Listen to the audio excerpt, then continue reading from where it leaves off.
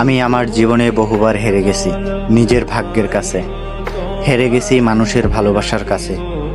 বহু মানুষ আমার জীবনে এসেছে, আবার চলেও গেছে, তবে রেখে গেছে কিছু স্মৃতি আর অবহেলা।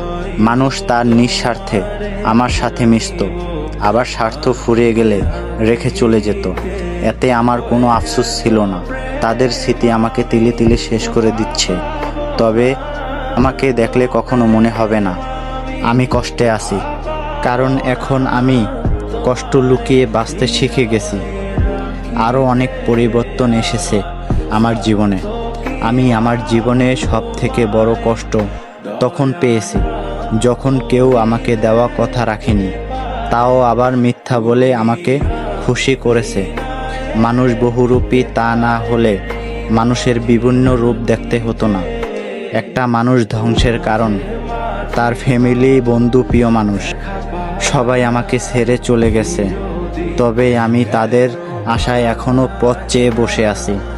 আমি জানি তারা কখনো আমার বিপদে আসবে না, বা আমাকে তাদের মধ্যে একজন ভাববে না, তবুও তাদের জন্য অপেক্ষা করি।